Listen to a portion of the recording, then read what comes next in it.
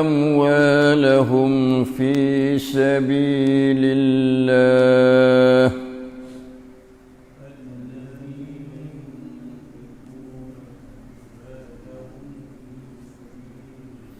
ثم لا يتبعون ما أنفقوا منا ولا أذى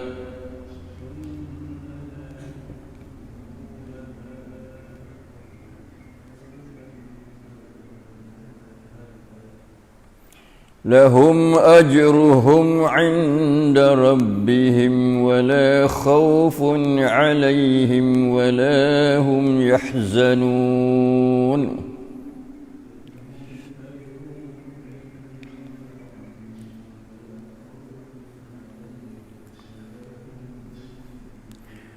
قول معروف ومغفرة خير من صدقة يتبعها أذى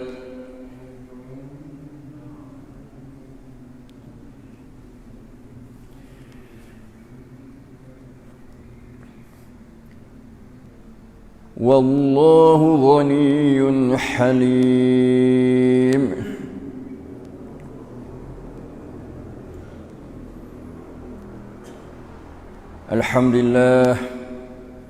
Alhamdulillah, syukur dan puji kita kepada Allah Subhanahu wa taala yang kita dapat taufik daripada Allah untuk kita membaca dua ayat daripada surah Al-Baqarah, ayat 292 dan 293, dengan cara kita nak tadabbur dan nak memahami akan ajaran Allah Subhanahu wa taala berkenaan dengan masalah infak fisabilillah atau masalah perbelanjaan harta benda pada jalan ketaatan kepada Allah Subhanahu wa taala.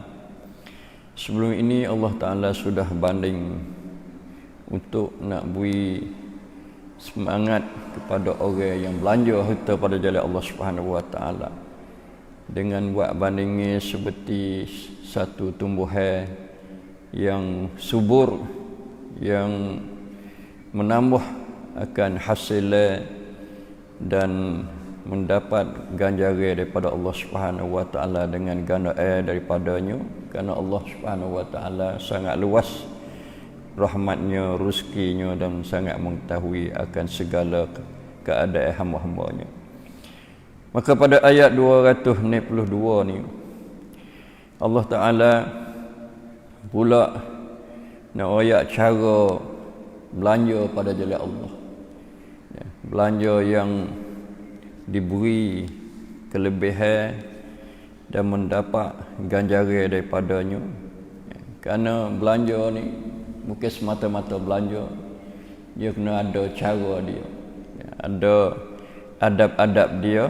Dalam kita belanja, sama ada sedekah atau kita nak bui atau kita nak derma pada jalan Allah Subhanahu wa taala. Maka Allah cerita ayat katanya, allazina yunfiquna amwalahum fi sabilillah, bermula orang-orang mereka yang membelanjakan harta-harta mereka pada jalan Allah. Pada jalan Allah kita telah hurai kemarin katanya luahnya jalan Allah Subhanahu wa taala, iaitu jalan yang bui makna kata kita tu belanja kerana nak taat kepada Allah, nak beribadat dengan harta benda kita. Sama ada belanja untuk nak tolong manusia. Manusia sekalian ni banyak dia perlu kepada pertolongan diri manusia tu. Orang-orang yang susah, orang fakir, orang miskin, orang yang mendapat ujian Allah Subhanahu wa taala dengan sebab perang, kena larinya, umur-umur utuhnya diruntuh atau umur dia kena ribut macam berlaku sehari dua ni, di setengah-setengah tempat habis tak ada umur, tak ada tempat duduk bawah khemah sementara orang yang beri khemah. Tu. Maka dia perlu pertolongan untuk nak buat rumah, nak hidup, kerana manusia ni dia perlu pada tempat lindung, nak lindung, nak rehat, nak lindung daripada pandangan manusia, nak tutup aurat dia dengan cara rumah. Kerana rumah merupakan tempat untuk nak duduk, nak tidur, nak rehat dan sebagainya. Itu juga perbelanjaan jalan Allah juga masuk jalan untuk nak majukan Islam. Dalam beberapa bidang, nak maju Islam ni, kerana Islam yang luas, tahu tu. Tu Islam tu kamilun syamilun. Islam tu sempurna lagi panggil mencakupi krop kelum tuk sing tuk ya. Tuk miti lai-laidan, terutama di segi pendidikan, di segi pendidikan, di segi ta'lim, tarbiyah, di segi dakwah. Didikan ni nak bina sekolah, nak buat pondok, atau nak buat tempat hafal Quran, tahfiz Al-Quran, ngajar Quran. Itu banyak tempat-tempat yang perlu. Nak Quran tapi tak ada tempat nak ajar. Ada setengahnya panggil guna rumah dia. Rumah dia untuk nak ajar Quran, kerana tak ada tempat panggil. Maka dari sehari ke sehari orang nak belajar Quran ni menambah. Lah ni Al-Quran Karim alhamdulillah dapat sambutan yang baik daripada masyarakat. Sama ada di PK orang tua, nak mengaji, nak betul panggil, betul baca tajwid, atau PK pelajar-pelajar, anak-anak untuk nak belajar dasar awal-awal eja dan sebagainya, macam qiraati, iqra, Qurani dan sebagainya. Macam-macam laksud buat untuk nak lebih mudah dalam nak mencepatkan pandai baca Al-Quran Karim.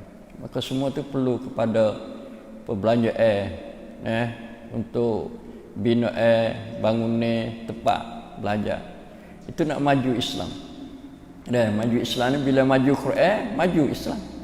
Tak maju Quran, tak maju Islam. Kerana dasar Quran, dasar Islam ialah Quran, asasnya. Tu. Dan juga dakwah, segi dakwah. Dakwah pun perlu pada perbelanjaan banyak. Dari segi apa ni? Nak buat terbit buku-buku, nak sebar. Tu. Macam kita buat COVID, buku panduan nak menghadapi virus. Tu perlu perbelanjaan dengan bahasa Melayunya, bahasa Thainya, dengan eja Rominya, eja Jawinya, dengan bahasa Inggeris, bahasa Mojo, bahasa Vietnam, macam-macam. Tu. Kita kalau jual tak ada, kena ada peri pun kadang-kadang tak baca kan. Tahu tu. Ayat itu perlu pada perbelanjaan.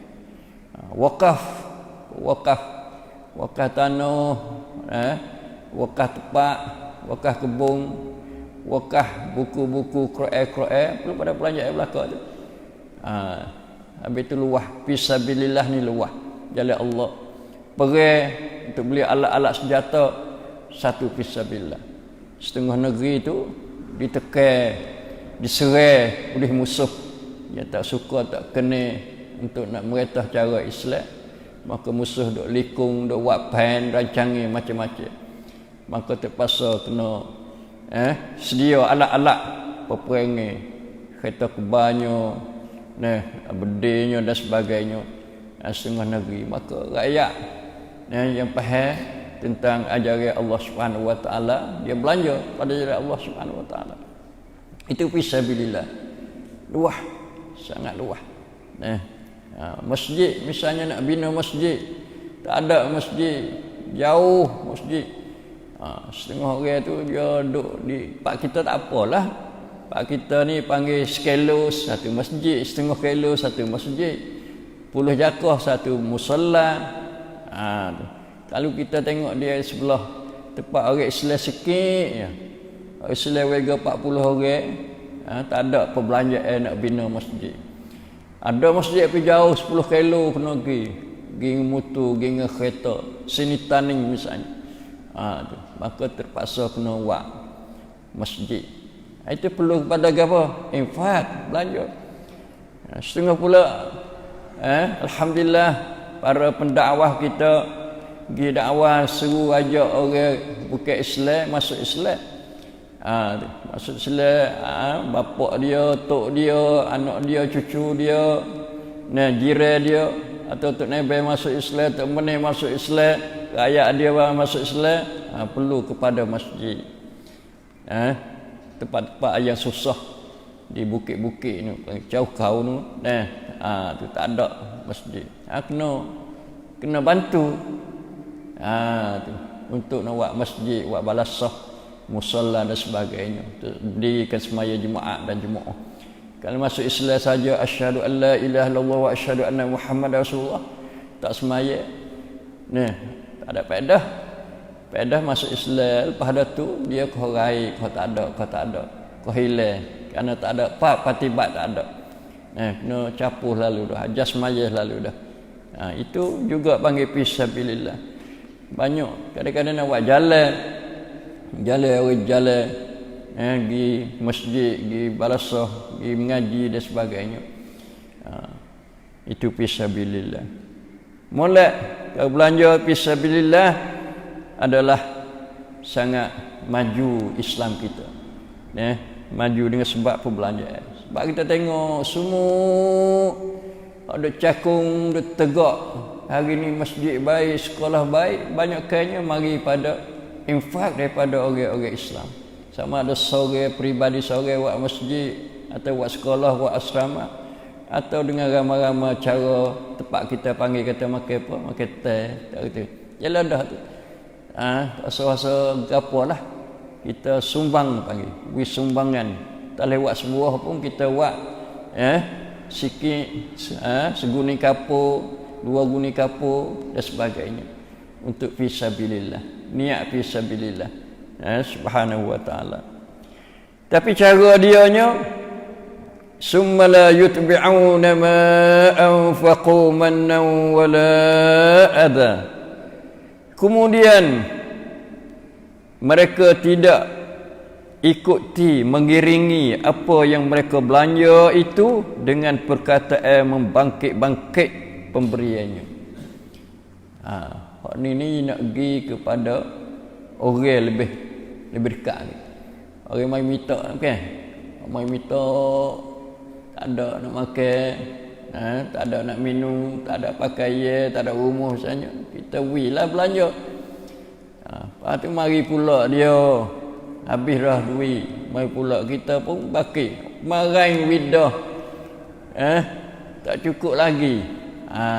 Itu panggil membangkitkan. Bangkit satu penyakit yang merosakkan perbelanjaan kita, sedekah kita. Kalau habbah tadi, kalau kita tani benih, molek, comel, tapi ada ibu duk makan dia, ada ulat, dia kerik dia, maka dia tidak tumbuh. Tidak tumbuh atau tumbuh lepas tu layu, kering, tak tumbuk tangkai dia. Bila tumbuk tangkai tu dia akan buah tiap-tiap tangkai tu pula. Tapi ni tak ada nak buah, tak ada nak tumbuk takar, tumbuk rating, dia makan dengan oleh penyakit dulu, oleh ibu dulu. Tu bandingi perbelanjaan kita. Bila kita tu bangkit, mengepek panggil. Bangkit ni baik mengepek. Tu bangkit semula dah. Widow gitu gini. Jadi kecek banyak panggil. Nak sedekah, nak infak jangan kecek banyak. Hati jujur, ikhlas kerana Allah Subhanahu wa taala, habis kita dia. Dia nak buat lagu mana gapo dia tanggungjawab. Kita muju belanja pada jalan Allah. Tu. Baru ni kita ayat cerita dah dalam bulan Ramadan baru ni. Kata ada seorang kaya tu, dia baru malam-malam tu dia pergi cari. Mula-mula cari orang orang apa? Orang curi je. Tapi dia tak tahu kata orang yang nak bui ni kata curi, dia pergi bui kepada orang curi. Orang curi duit lah. Lepas tu esok orang kecek rege dalam kampung kata, "Rano orang ni nak bui orang curi ni. Pedah gapo dia jahat dia curi." Dia pun alhamdulillah, syukur dia. Syukur. Tak ada kata apa, syukur dia.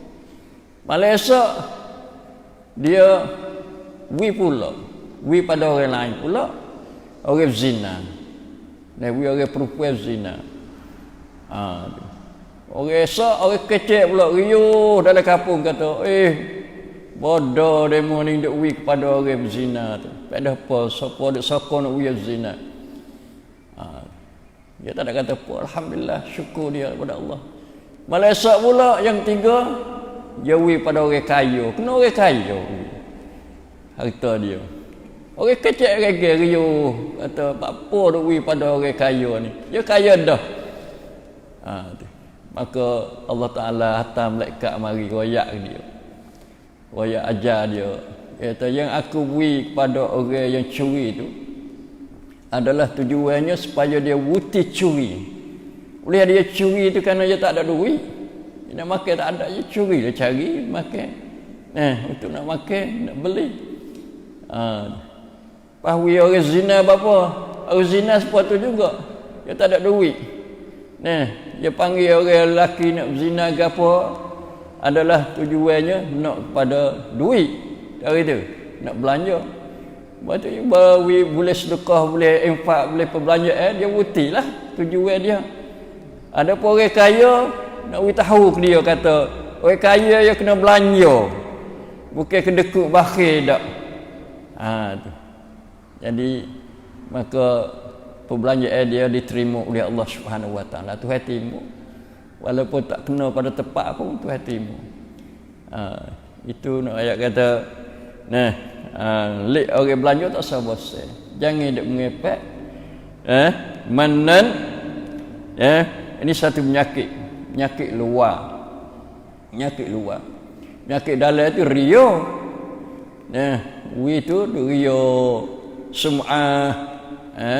Kembang hidung panggil sum'ah. Lepas tu pula gapo lagi? Nak wi orang dengar, dan sum'ah nak wi orang dengar. Ujub nak wi dia tu kembang hidung. Ria tu nak wi orang tengok. Tiga penyakit dalam tu hak dalam. Hak luar ni manan wala azan. Manan wala azan. Tidak membangkit-bangkit dan tidak buat menyakiti. Menyakiti seperti memalukan dia, dia malu. Dia orang duk panggil orang ni, tengok ni orang ni mari dia minta ni. Tuan nampak segar, tuan nampak sihat molek.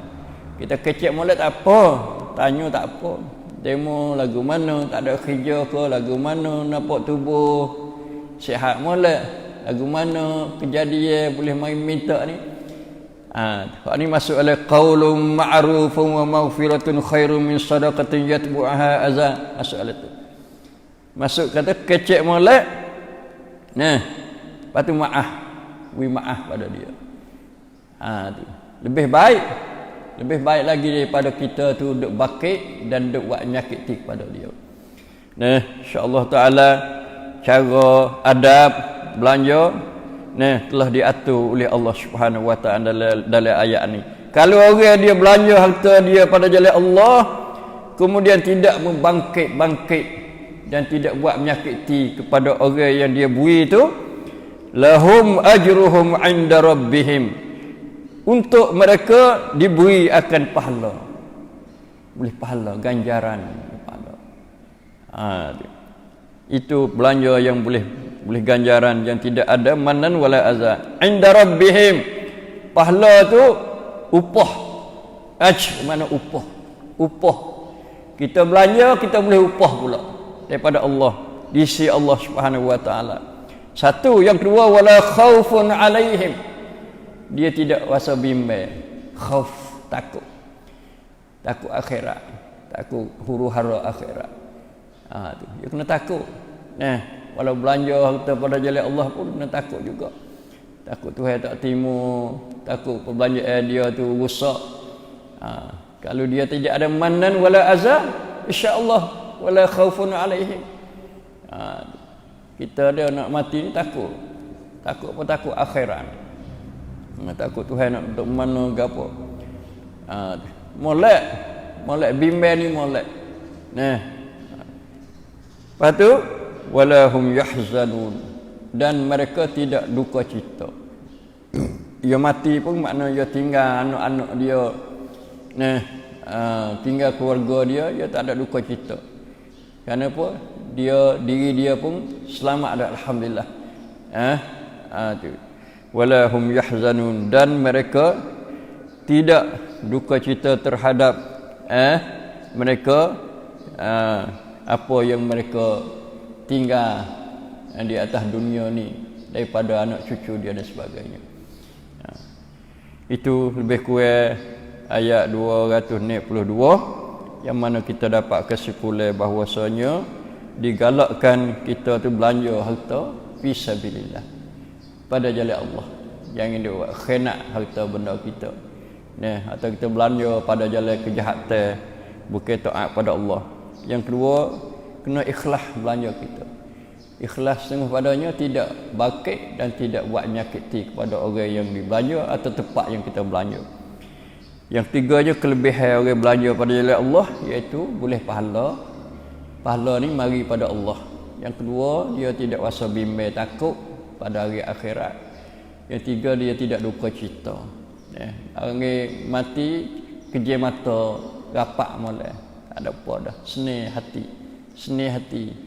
Bukan mati dalam serabut, bosan, duka cita, takut dah. Mati dalam hati yang harap kepada pahala pada Allah Subhanahu Wa Taala. Mudah-mudahan kita belanja kita pada jalan Allah, insya-Allah taala dengan ikhlas dan dengan kita tidak ada sesuatu yang boleh merusakkan perbelanjaan kita, insya-Allah taala. Aqulu qawli hadza wa astaghfirullah li wa lakum wa ufawwidu amri lillah innallaha basirun bil ibad wa sallallahu ala nabiyyina Muhammad wa ala alihi wasallam. Assalamu alaikum warahmatullahi wabarakatuh.